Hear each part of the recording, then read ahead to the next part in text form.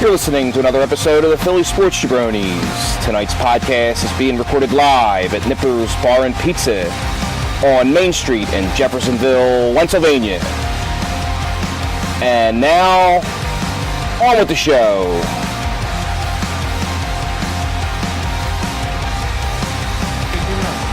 Philly Sports Jabronis. I'm Joe Dara with Jamie Toman and Carlos Slade. What's up, ladies? A few technical difficulties tonight, so if for those who may see three podcast files here tonight, people are smart, they'll figure it out. The one that's longer than 10 seconds is the one to listen to, right? So we are live at Nippers. We are about to see, is there a score yet to the Thursday night game? Oh yeah, Patriots are already on the board, 7-zip, and that should have been another one. So Joey Edelman forgot to catch the ball. That's what happens when you get suspended for Roy Duke. Edelman's shaking off his ring rust. We are here for another Football Thursday. We'll try to give you as much play-by-play as we can for this game, but really not much, because by the time most people listen to this, it'll be Friday. But anyhow, glad to be back at Nippers once again. We're going to get into our usual chaos of games not to bet and Survivor schedule dissection later. But for now, I want to open up with, I guess I could use a little bit of counseling, and I promise that it has nothing to do with the Penn State loss, so let's move right on past that. I'm doing my best to maintain the thought of, I didn't expect them to win the game going into the season, didn't expect them to be anywhere near the playoff conversation, nor do I think they ever should have been up until this point, and then I'm kind of move on from there. But I could use a little counseling on the actual, not necessarily the Eagles game, more so than just where we sit right now with the Eagles on the season. Because last week I was pretty adamant about saying that I thought the mulligan was out the window. Now, I also may have been overlooking the severity of the injury to McLeod, but that aside, I still don't think that's enough justification to reason with what happened last week in Nashville. And with their mulligan, I thought, out of the way, I expected them to not necessarily coast through that game, but certainly not struggle and therefore even lose the game. It was actually pretty high on my radar for Survivor, which didn't work out well for anyone who listened to myself, including myself. But at least I still am in one league, so we'll get into that later. But yeah, I want to hear from you guys now. At 2-2, this is the quintessential 500 team. They've won both games at home against two rather, at least one opponent that I don't think anyone's going to sniff at. The Colts, I think, are still to be determined. But two not so good losses on the road. One of which, in fact, is really looking worse by the hour because Tampa Bay really has come back to earth. And, that counts as an NFC loss, obviously. So, where this team sits now at 2-2, typical 500 team, how do you guys see them coming out on Sunday? Are we going to see more of a team that's meant to be 500? Are we going to see a team come out and take it to the Vikings, which I'm not really getting all caught up in the rematch aspect of this. The Vikings feel, to me, like a very different team, mainly because they have a new quarterback, and that might be overblowing things. But it just doesn't feel like a rematch to me, but I may be the only one. But yeah, I want to hear you guys talk about, is this team closer to 500? Are they going to be above 500, below 500 after this week? What's your take right now on this team? And I guess we got to at least acknowledge that there's one happy camper at the table with the Raiders having gotten a win.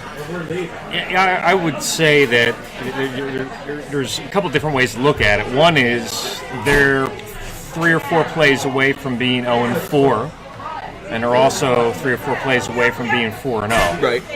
So, the luck that the football gods granted us last year just doesn't happen to be falling into our laps right now. I think that the biggest cruelty of winning the Super Bowl last year was in their losses. I expect them to come back and win, which is a 44-year-old watching Eagles since I was in diapers. Never expected that to happen. It was always when right. Eagles are down late, it's over. And in both the Tampa game and last week, I fully expected that we'd come back and win. We kicked that field goal. I figured, okay, defense come up big here. We'll get a sack. We'll get a pick. We'll get something. A strip sack or whatever, and then they go on to convert 4 fourth downs and then score a touchdown to win the game. So that's been the cruelest bit of all. And I have major concerns with this week. The way the Eagles have been playing, you're going against the Vikings team that is 1-2-1. They need to win. They're playing for revenge after last year's playoff game. And they're a good team. And for Kirk Cousins, historically, has been very good against the Eagles. So I have major concerns right now at 2-2. I'm hoping for the best this Sunday, but there's a very good chance we're sitting here a week from now and they're 2-3. Bill Parcells had a very, very popular saying back in days: "You are what your record says you are." So, yeah, they could have been 0-4. Yeah, they could have been 4-0, but the record system says they're 2-2. So they're 2-2. Some concerns, some huge concerns. Your secondary still can't cover. Your offensive line all of a sudden forgot how to block. You're coming off of you're coming on a short. It's not going to be a short week, is it? Next week's. It'll be a short week after this week. It'll be a short week after this week. Minnesota with some rest. And my timing's off for all of this, isn't it? No, Minnesota's had the Thursday night game. Minnesota, it was Thursday last week, so Okay. Minnesota's coming in with rest, so they got extra time, and they chipped the. Okay. No, okay. I'm back in play here. So, and the other part of it is the Eagles did a full game of overtime, so that's an extra quarter. Now the record goes teams that sit there and tie end up struggling the next week. I don't think any team that's tied a football game this year has won the next week. That being said, there's something to be said for the extra quarter, and I think that's the whole entire this whole entire thing. So teams like the Colts right now, who are actually driving, the Eagles, Tennessee, Oakland, Cleveland, those are teams that you might want to sit there and look to fade this week just because they played that extra quarter. I don't think any of those games ended early in overtime. So the extra quarter has a wear and tear, just something to look forward to, just something to look at this week. Yeah. And it's just something that's off about this Eagles team right now. And that should be more concerned than anything else. And that being said, so do you think, and again, there's a lot of football left to be played here, but what does your gut tell you right now about this, is this Tampa Bay loss going to come back to haunt them? I wouldn't worry about the Tampa Bay loss. I would worry about just winning games. Get some W's on the board. Let that stuff come out to play. Let the stuff figure itself out in the end. You're sitting there already worried about positioning. You got to be in a position to actually sit there and worry about positioning right now. And if you keep going 500 the rest of the way, you don't have to worry about any of that stuff at all. Right. At all. And I'm not worried as much about the Tampa game as the way they look, and just why do we think that the next. You break the season up into quarters. The easiest quarter of the season, they're 2-2. And what have they shown you so far that means they'll be anything better? Now, I know last year they got hot and ripped off, I think, nine in a row or something like that. I forget what it was. But you look at the schedule coming up. It's a rough schedule. Right? We went through the kind of the easy part, and we're sitting 2-2. So, and like Lo said, I mean, the offensive line scares me more than defense does because Peters looks off, which is probably understandable given his age and his injury. But Lane Johnson also looks off too. He's given up two. He's let two people in the last two games come through and get strip sack fumbles recovered by the other team against them, and that's not who he is. So. I don't know if these guys were just smelling themselves too much in the offseason and weren't prepared to come in and play, or what's going on, or, again, just the ball's not bouncing our way. So Sunday, that ball bounced one direction, Brandon Graham just picks it up and falls on it. We probably win the game. But it didn't. Where last year, it was almost like by magic, it would always go the way we needed it to go as an Eagles fan. So, we'll see Sunday.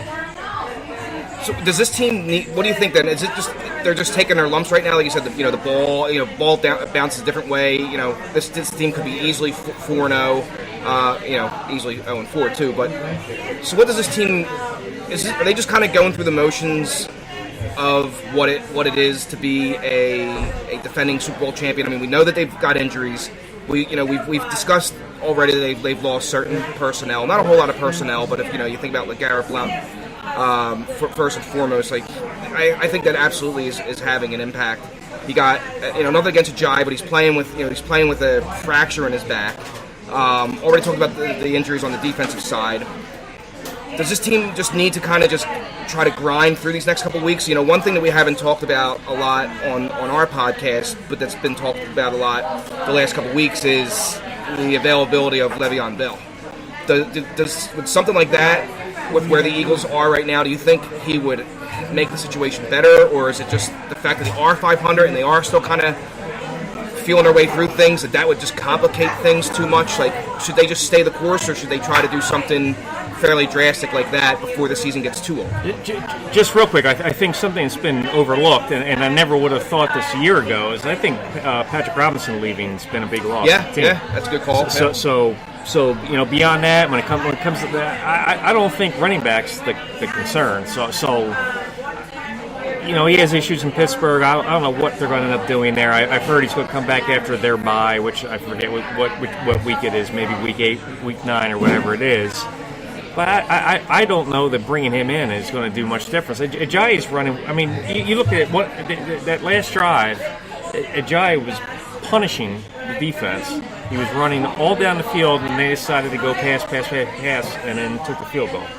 So something else that's overlooked, and I asked this question all week. When did Doug Peterson turn into a female dog? That's a good point to bring that up, because it does seem like he's not. He's losing edge. He's coaching not to lose instead of coaching to win. Yeah. Last season, that would have been smelling blood in the water, go for that touchdown to end the game in Tennessee. This year, he's sitting there playing for a field goal. Do you have a guess as to why that may be? The only thing that I'm coming up with on the top of my head right now is that maybe. Now, Doug won a Super Bowl as a player, but I think he's kind of already expressed how much different this was this time around. The first thought that's coming to my mind as to why he may be treading water differently is, now that he knows what it's like to win that and to be in the position to get to that game, is he maybe being more cautious because he doesn't want to be too risky to not get to that opportunity, like kind of like risk an opportunity away? Or do you think it's possibly some other reason why he's just being more timid? Why did he win last year? He won because he was being gutsy for the most part. Okay, so last time I checked, you danced with the girl that brought you there. You don't sit there all of a sudden change up and become Joe Conservative just because you have a ring on your finger. Right. And now a lot of people will say that he won with analytics, which I think his gutso was more important than the analytics part. I mean, the analytics part of it is obviously is important. We're not going to go there. That could take all day. I'm just going to sit there and say that dude went from coaching, going for jugglers last year and coaching for the kill, to this year all of a sudden being softer than baby doo-doo when it comes to making decisions crunch time. Do you have an idea why? No clue why. I mean, how much of an influence is Reich leaving? I mean, it's kind of a right. When I started, my first comment was they could be 4-0 as well as 0-4. I mean, the Colts almost beat us, and Reich played with that. What we think is the Doug Peterson mindset of taking chances on fourth down and doing things. And he did that the following week, too. And, I mean, it cost him, but the bottom line is at least he went for it. Right. And it worked against us this week. I mean, Vrabel going for it on, what was it? They just taking a field goal in to try to tie it. He went for it and converted it in overtime. It was fourth and longer than I thought it should have been for us not to stop it. I forget exactly what the yardage was, but I think maybe there's a new generation of coaches that are playing that way, and how much of that was Doug, and how much of it was the guys below Doug that are no longer here. Well, either way, you would figure at some point a lesson would have been learned by somebody. If it was strictly Frank Reich, then kudos to him. But if you're Doug Peterson, you have to know that the only reason why you're in the position you're in right now is because of the aggressive nature of the play calling last year, whether it was you or your offensive coordinator. At that point, why are you all of a sudden starting to throttle your decision making? So does this week coming up feel like this upcoming Sunday feel like a crossroads, like a pivotal point? If they don't win this game, then they're really in a lot of trouble. I mean, the division's very weak. No, the division sucks out loud. This feels like it could actually be a flat game for the Eagles, to be quite honest. But the division, like Rob said last week, the division sucks out loud, so no one's running away with it. At that point, all you have to do is sit there and be better than the second best team in that division, and you're in the playoffs. And once you get in the playoffs, it's a whole different story. So that there's no panic as far as that goes, but it's starting to get to the point where their only way in might be to win that division. I disagree. I think this is an important of a Week 5 game as they've had in quite some time, because home field is how you get to the Super Bowl. And well, and let's not chalk it up. I mean, let's not take it for granted that we're going to win the division. We more than likely will. But let's not take that for granted. So we need those wins, and you already have a Rams team that's 4-0, and just looks like a juggernaut. Oh, they're gone. You ain't catching them. Right. It's the Rams conference to lose already. For sure. Right. So we're okay. We're playing for second bye, and you get a game against them at least. So it's you can't fall behind more than one game. I kind of think that one's going to go to Carolina. Yeah. They are an underrated team that people tend not to speak about, but all they keep doing is win games. Yeah, they are absolutely flying under the radar. They were the quietest 11-5 team last season. Yeah. North Turner. That might be where that second seed goes. Yeah. I mean, that's the thing. It's like we were talking about last week, I think, or certainly the week before, of how really truly difficult it is to just get back into the equation of having a home prospects for having a home field at least one home field game coming off of a Super Bowl season. I mean, it's not easy. All right, so I don't want to spend a whole lot of time on the Vikings, but am I the only one who just kind of this doesn't feel like a rivalry game? I just whatever this team, whether it's just that they're not coming out and it's not. and owning The Vikings have to win for something to be a rivalry. Right, but I just, coming off on the heels of what happened last year and, with the fan base, it just felt like there was a lot of juice about this game. Now, granted, it was obviously a very big game. Yeah. But I kind of thought coming into this year, there was still some juice going. And now as we get into this game this week, with the way the Vikings have looked and the way the Eagles have looked, I don't feel like this is I just don't feel like really, really cranked up for this game above and beyond any general game I'd be ready for. Why would you be cranked up for the game? Almost like, the narrative was almost like going into the season that this was like, aside from the Rams, you had the Rams, the Eagles, and the Vikings as like they were going to tussle for the. The only reason to NFC. be cranked up for this game, if you are someone that's not in Philadelphia or Minnesota based, is if both teams are playing well. One team is losing games that they probably shouldn't have lost, and the other team isn't playing up to their potential. At this point, it's okay. They're there. It might be a good game. It might be a dud of a game. The odds sit there and say that there's going to be a bit of a degradation as far as the Eagles' performance goes. Anyway, it's the downfall. It's the downfall of the way schedules are set up. Yeah, and it's also a downfall of overtime games. It's just a bad spot. It's a bad spot if you're a football fan trying to watch a game, and it's in particular a bad spot if you're an Eagles fan expecting them to come out guns a-blazing next week. It does feel pretty bad, like a bad spot. It does. So we'll see what happens. I could be pleasantly surprised, but I wouldn't be shocked if that turned out to be a little bit of a snoozer type of game in the beginning, and see where it goes from there. Yeah, they have the opportunity to come out and the Eagles have been a different team at home, and that's probably the case for a lot of teams, right? If not all. Right. So there's an opportunity absolutely to make a statement, but it just doesn't feel I would have thought a month ago that I'd feel more jazzed up for this game. But I can tell you by the financial markets, as I just realized the tickets I had listed haven't sold yet. so I just cut the price on them online yesterday, and they still have not moved. So yeah, I don't think it's I don't think there's a lot of local buzz about it. I mean, I think it's it's 2-2 versus 1-2-1. That's not very exciting. Right. If they come in here pissed off because of last year, so be it. But I just think any NFC matchup at this point, you have to take incredibly seriously. You can't just assume you're going to go 6-0 in your division, because there's always some fluke that happens. That absolutely. Even though looking at the other three teams in the division, you should probably go 5-1 there. But is 4-2 an option? You go 4-2. You go 4-2 in a division, and you're 2-2 now. You're 12. Your best possible shot is 12-4, which means you win out everything else, which is that unlikely. ain't not going to happen. Right. So there goes your seed. So now you're playing week 1. You're playing now you're playing wild card weekend. No, absolutely. Which you don't want to do. And I think that's kind of where you guys are headed right now. I mean, the way it's set up right now, you guys are going to have to win that division or to sit there and do anything that works to your advantage come playoff time. And you might have to win that division just to get in, period.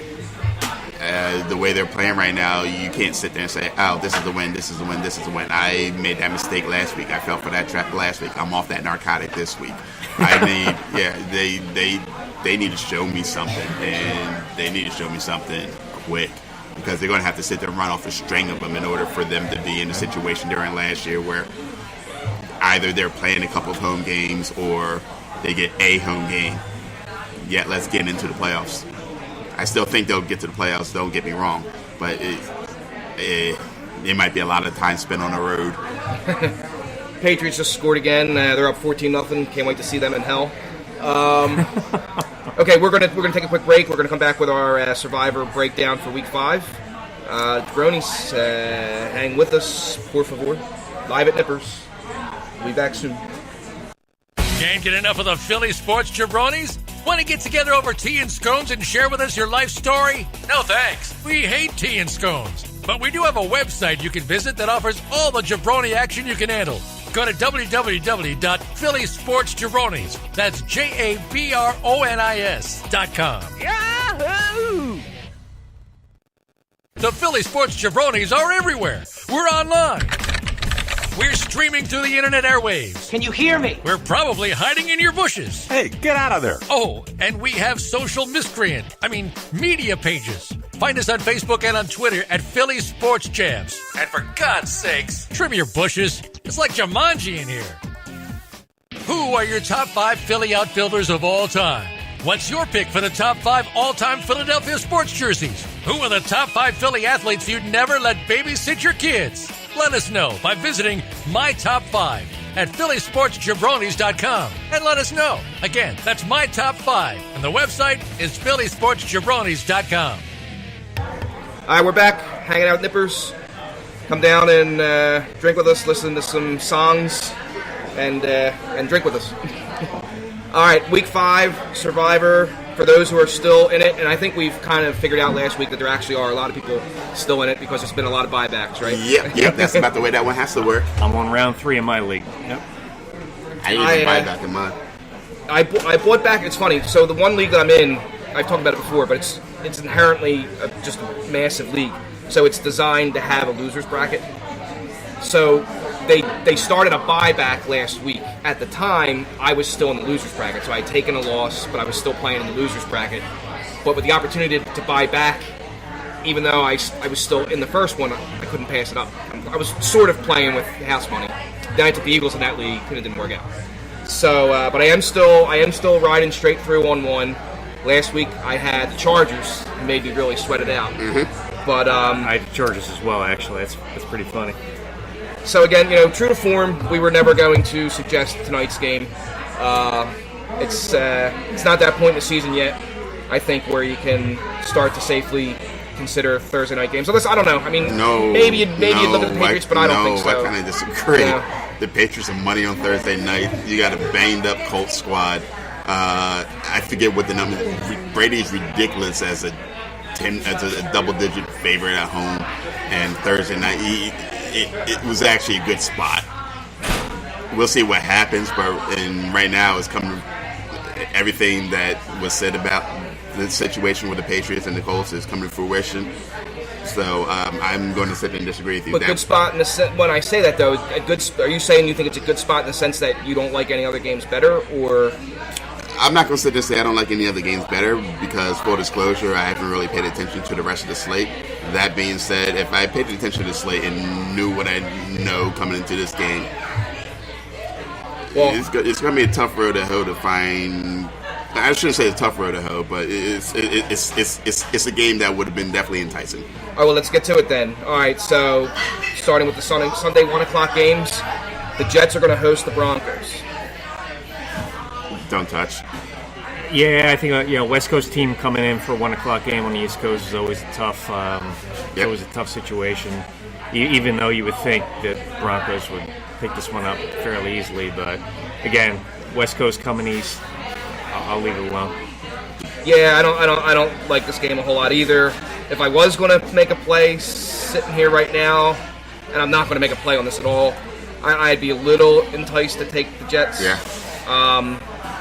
So but I don't see myself playing this game. But it won't surprise me if the Jets win this game. I mean, who knows? The jury's still out on them, but they're definitely at a point right now where they really need a win. The Broncos, though, and they're coming off a short week. But yeah, not really an advisable game. Lions hosting the Packers. That's a don't touch. Divisional game, obviously. Divisional game, if it was in Green Bay, that would be an easy one to do. Excuse me. But you don't think the Lions have a head of steam or anything like that? Ready, finally? The Lions have been plucky enough over the last couple of weeks where you can't just sit there and chalk it up, especially since Rodgers isn't 100%. It's just one that you don't touch. Divisional game, if there's games that the Packers could possibly lose, that might be one of them in Detroit. Game that I sort of like, and before the break we were talking about the Carolina Panthers. They're hosting the Giants. It's a solid bet. Yes, yeah. Very solid bet. Coming off the bye for Carolina. There. Yeah. Giants can't sit there and move the ball at all. Eli Manning is a sitting duck back there, and that's not the team you want to be a sitting duck against. Now we don't, we advocate for not chasing losers. So that certainly comes into play here a little bit. But although the Giants getting that win kind of takes them out of the, we wouldn't necessarily be chasing a loser with the Giants. In fact, that being said, right? That being said, with them, was it last week that did they have the Texans last week? Let me find my. Let me make sure I'm looking at my schedule right here. The Giants, they're at 1-3. Was it last week that they played the Texans? I believe so. That's actually would be this. That makes the Carolina pick even that much stronger because Giants aren't a very good team at all. No, they had the Saints last week. They lost to the Saints. Oh yeah, that's right. Okay, so they lost to the Saints last week. No, still. That's Drew Brees with the spin. Yeah, true. My man. But still, the Giants have a win under their belt, albeit not a very convincing one. They qualify as not chasing a loser status. Maybe they're looking ahead to the Eagles game that'll happen, the Thursday after. So yeah, there's a lot of reason to like Carolina this week, for sure. Moving right along. All right, let's talk about the Eagles and the Vikings. Does this have any? I mean, I think we kind of already figured out what we talked about. It's not this going is kind of for a Survivor. game, Not going near it. Not going to look at it. No way.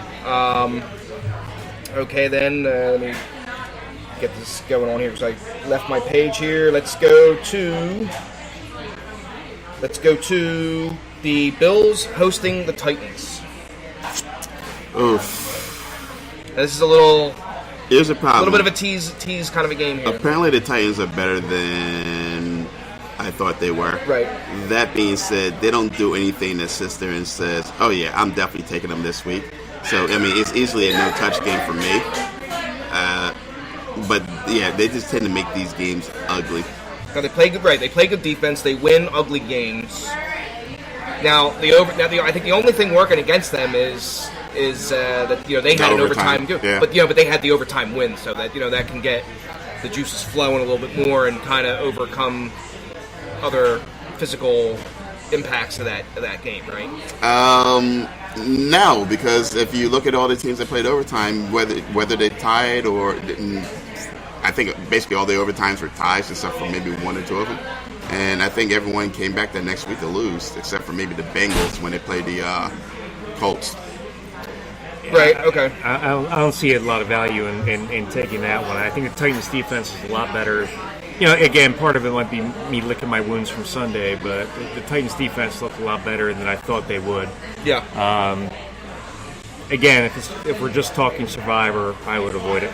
Yeah, probably. I think so far, unless you've already played the Patriots tonight, or you've already used up the Panthers, that so far is probably the only reason to look at the Titans. But an interesting take there. That's definitely qualifies for what could be a sneaky way to advance. Especially if there's some folks out there who don't get cute. Right. I'm not saying that they get cute, but maybe just if you feel like you have a certain percentage of teams that are a certain percentage of players that are going to take another team. A lot of people are going to focus on one team. You try to sneak in one. There's probably worse games to take on a week it's going to be fairly tough. But yeah, certainly most people should have the Panthers available, right? Especially since we're talking buybacks. Steelers host the Falcons. Don't touch that at all. Yeah. All right, so you got to convince me how Atlanta's going to go in here. And I know the Steelers are a mess, so don't tell me the Steelers are a mess. But how's Atlanta going to go in and win this game? Last team with the ball wins that game. That's how. It doesn't matter what's going on. That thing should be a shootout. They do get Freeman back. That thing should be a shootout. You bet the over, and I think the last team with the ball wins that game because neither defense is stopping anyone. Atlanta has no parts on defense that makes their entire defense work with the cover 3 scheme. Pittsburgh hasn't played defense since Shazier got hurt. So it's just going to be a flat shootout. It's going to be a track meet. So you're advocating not to take it because it's going to be a shootout, and you just think whoever has the ball. There's no one that has anything that sits there and says you can stop the other team. It's a coin flip. Okay. Is Freeman back for sure, or is he? Last I read, he's expected to be back. Okay. I'll remember that for fantasy purposes, not survivor purposes. Put him in your lineup. Browns host the Ravens. I think the Ravens stomped them out. This is a really, really bad spot for the Browns. They just got done playing an overtime game last week, and the Ravens are considerably better than I thought they were going to be. Good team. They are like AFC contending team. Yeah. So I think it's a really, really bad spot for the Browns. I think that game could actually get a little bit out of hand. Alex Collins questionable, but not really questionable. They got Buck Allen. But the problem with that one is it's a division game. It's on the road for Baltimore. So I'm sorry. I was speaking as far as just entertainment purposes, but for survivor purposes, that's not a bad game at all to pick. That being said, I'm pretty sure there's juicier ones on the schedule. So you'd advocate the Ravens over the Titans? Of the Browns? As a pick. No, I'm saying you would suggest the Ravens as a pick more than you would suggest the Titans as a pick. Yes. If you try to tier it. Yes, I feel like I can trust the Ravens. Okay. I don't feel like I can trust the Titans. Okay. Yes. Okay. Yeah. The only thing that scares me is a division game, and taking a road team in the division game is always one of the and Joe Flacco. That's one of the precepts of it. But that being said, that's probably top 3 in terms of being a solid pick for the week. On to a game that has another quarterback who's sort of. Now, when I say this, Flacco has much more under his belt. I already know where you're going with this one. Cincinnati's hosting Miami. Oh, that's not where you're going with that one. No, let's talk about, the Red Rocket sort of reestablishing himself this year, although he's not a Super Bowl winner. But Cincinnati's the better team than I thought they were going to be, too. Yeah. I think Miami's fraudulent. Where's this game? This game's in This game's in Cincinnati, not Seattle. I actually feel pretty good about Cincinnati in this one. Mixon's coming back. Yep. This game. Burfict's coming back too. Yes, he is. He's now, so as long as he doesn't, get himself ejected and cost them in that regard. Oh, he's going to do that, but he definitely brings an edge.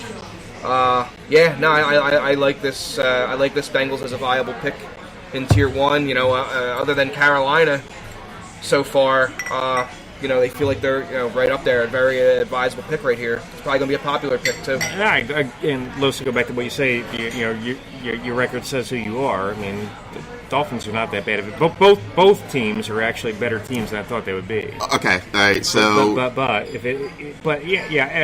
gun to my head, I would probably go Bengals, but I'm going to avoid this. There's no reason to take either. Really? There's no reason to take either of these two right now. Okay, that's fine. And I kind of, I'll put it like this. And even with me sitting and saying record, you are what your record says you are. There's something about Miami. They seem so fraudulent. They got the Jets after they won their Super Bowl. They got Oakland, who sat there, controlled the whole entire game into the last quarter of Miami because it's September in Miami. Yep. Once you got to a team that is considered legit, they got the backs beat out. Yeah. And there's something, they caught New England at a bad time, but still, there's still No. They caught New England. They caught New England at a good time. Why? Because of the short week. Blasted them. Yeah, New England blasted them. No, that's what I'm saying. Okay. I'm saying New England. No, I think they caught the other teams at a bad time. So they caught the Jets at a bad time. They caught Oakland at a bad time. I think. And Tennessee goes back to you can't trust them. Right. What I'm saying is with Miami, it was a perfect storm for them. Even if they were legitimate, and I agree with what you're saying, they're not. New England, coming off that Lions loss, was going to punch them in the mouth. That being said, it was a tough time for Miami to catch them. But like you're saying, we thought that when New England played Detroit too, and that didn't work. So it gets to a point where. I think you're dead on with Miami being a fraud. I like that. I'm going to be stewing over that game for the next couple days. Chiefs are hosting the Jaguars. Okay, so I'm gonna speak on this one because I have this as well. I'm in an upset pool with Rob. Okay. And we have to sit there and pick a team that's getting 3 points or more to win. And even though according to the line, it's going to say upset. I don't say it's an upset at all, but cool, since they have the Jags getting 3. Upset alert, KC. Yeah. This is a perfect situation. Short week for KC. You have a Jacksonville team where Bortles service. He tends to play well in these type of games. Mm-hmm. Defense travels, running game travels. There's one team in this game that can actually make a stop. And depending on how bad the other defense is, and make no mistake about it, Kansas City's defense is horrible. Yep. They can put up points. So that's a bad recipe for Kansas City in this game, I think. And with that bet you have going on with Rob, that sounds like a great pick. But I'm not saying, because the Chiefs coming off the short week. I mean, the Chiefs are the elite team in the AFC. So if you look at right now, it's the Chiefs and the Rams. They own the NFL right now, right? For better or worse. I'm not trying to take a dump on your Jaguars parade. No. It's not that. The issue I have with the Chiefs is ultimately at some point you have to actually sit there and stop somebody. Right. I know the Rams can't. Right. I know once the Rams get super healthy, they'll be able to stop quite a few people. Right. The Chiefs, they can't stop a nosebleed. But and I agree with what you said. This seems like a prime game for them to lose right now. With the way the even if you just look at ebb and flow. Would you take the Jaguars before you took the Bengals in Survivor? No. I'm just trying to get a temperature on your pick. No, because Mahomes. I would. You would? Okay. I would, just because I have Andy Reid PTSD. Eventually he's going to blow a game. That they shouldn't have blown, and I've seen it too many times. And Andy's always hot start, and then peak and valley, and then you get in and see what happens. But I would definitely think the Jaguars be a better play here than the Bengals. Okay, so for someone who's not jaded by Andy Reid, the Bengals, I think the issue I have with just sitting there and flat out saying Jacksonville's a better play is if Mahomes remains hot and this offense is like 99 Rams worthy, absolutely. Then this could end up being a pretty telling game. This will let us know exactly how good the Chiefs are. Well, I think it's going to be a great game, right? Eventually, Andy will mess it up. Eventually, a starting. Not just that, but eventually the league's going to get a playbook against the quarterback. Where it's like a starting pitcher comes out, he wins his first 5 starts, and all of a sudden he loses 3 in a row because there's enough film now to watch and figure out what he does. Now this kid looks amazing, right? But eventually, some smart defense coordinator, and Jags have a defense that can execute against that. We'll be able to figure out something, and it might be a late pick or something weird that happens. But Denver blueprinted it last week and said they have no inside rush. The difference between them and the Jags is the inside rush. So you don't have Mahomes stepping up anymore. They're going to get heat from the outside. They'll break some heat on the inside. Mahomes throwing balls with both hands last week. Hey, I was going to say that play he made where he went with his left hand, that was awesome. Brett Favre Jr. It's like, backyard football. The Jags offer quite a few more problems on defense than any other team in the NFL in general can sit there and offer. Yeah. Because they cover. I mean, the front line gets home. Their linebackers can cover. Their secondary can cover. They're just. Basically, they come and go as Blake Bortles does. Chargers are hosting the Raiders. The now not winless Raiders. I'm not going anywhere near it because I eat both teams. I have no read on. Chargers are due to lose, but I'm not touching this game. I would sit there and have a pretty high confidence level in the Chargers winning this game. Yeah. The issues that you're going to have because the same thing with the overtime and the Raiders can't stop a soul. That being said, the Chargers can't either, so it becomes a shootout between Rivers and Carr, and I feel like Rivers will make less mistakes than Carr would make in that situation. Okay. Even though it's a home game for the Raiders at that point, it's a bad spot for Oakland. So let's try to tier it out then. So that's not a tier 1. That's definitely not a tier 1. Okay, so you're still putting the Bengals and Panthers obviously ahead of them. Yes. Are you putting the Jaguars ahead of them? Ahead of the Chargers? Mm-hmm. No. Okay. No, because while I'm not confident that the Jaguars, why I can't sit there and with high confidence say the Jaguars are definitely going to win that game. I feel pretty solid that the Chargers are going to win that game. Okay. No, makes sense. It's just a matter of whether or not it's going to be closer than it needs to be, or if it's just going to get ugly. Makes sense. And it has the potential to get ugly. Yeah, that's true. I hear you there. That one game could get totally out of hand. The other game probably won't. Gotcha. Yeah, again, survivor only. There's no reason to go near that game. Agreed. Seahawks playing host to the Rams. 2 years ago, this would have been a very easy one. I know. Well, still a division game, even though it doesn't feel like it. Yeah. One team is on their own planet. The other team is the Seahawks. Yeah, that would have been my selection of the week 3 years ago, but not so much. How the tables have turned. Yeah. How the tables have turned. Again, putting my homer hat on, I'm rooting for the Seahawks here. You're hoping for a win, yeah. But I can see the Rams going in and blowing out Seattle. Oh yeah, no, I can definitely see that. I kind of think that's going to happen. The last time I checked, the Legion of Boom's not coming back through that door. The last time I checked, there's no Lynch. Last time I checked, you only have Doug Baldwin on offense. So it's about the only thing you have is it's in Seattle, and that home field advantage is much more of a home field advantage when you have a defense to sit there and shut people down. Last I checked, you saw a guy getting carted off the field and get a finger to his home field bench. That too. Team may be in a little bit of disarray. Who's a bigger mess, Seattle or Pittsburgh? That's the soap opera bowl. And it's if this was ever going to be a tough game for the Rams, just generally speaking, having to go into Seattle, it certainly isn't this week because they're getting rest. So it's just like everything lines up for them as a as a road team.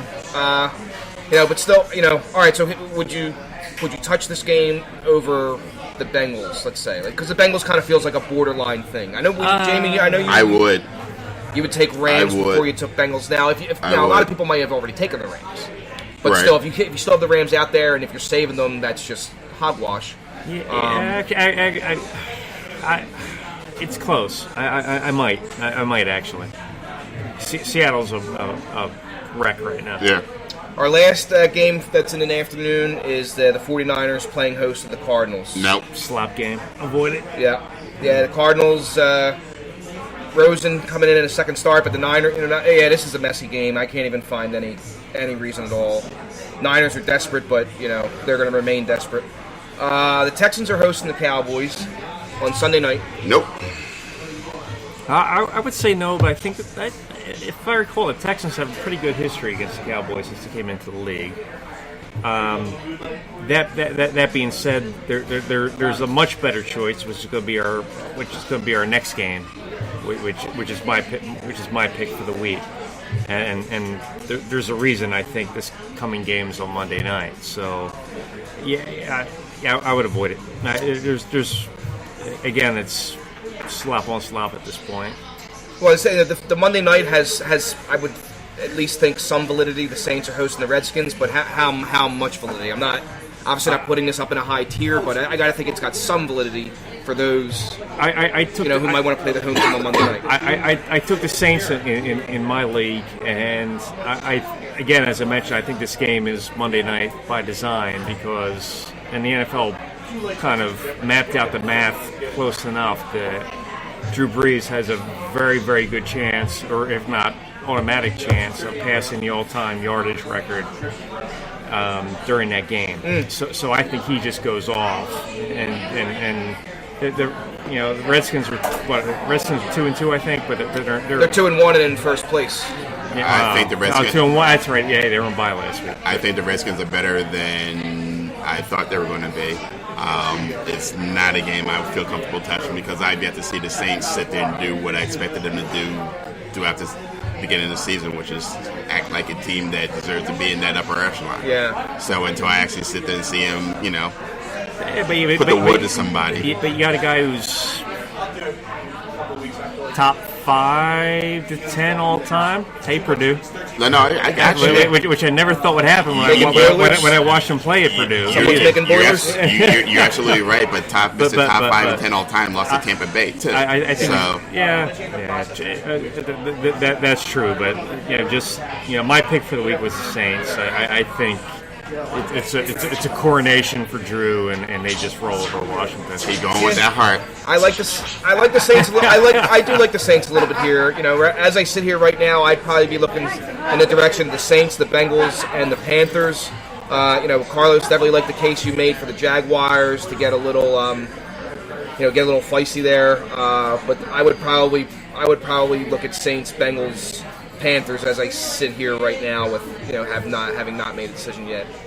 All right, so we're gonna be cutting out of here. I want to thank Nippers for having us. I want to thank DJ again for giving us a couple extra minutes as we eat into his time a little bit. But we're gonna bounce. We're gonna leave you guys with games not to bet, and Carlos. A little bit of a for folks who are listening, it's a little bit of a not a little bit of a teaser.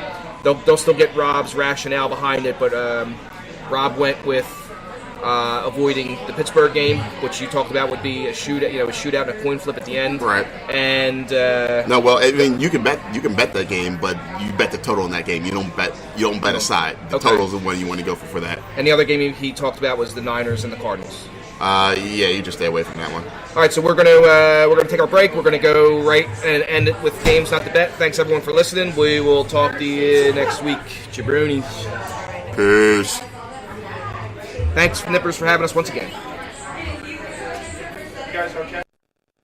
Can't get enough of the Philly sports jabronis? Want to get together over tea and scones and share with us your life story? No thanks. We hate tea and scones. But we do have a website you can visit that offers all the jabroni action you can handle. Go to www.phillysportsjabronis. That's JABRONIS.com. Yahoo! The Philly Sports Jabronis are everywhere. We're online.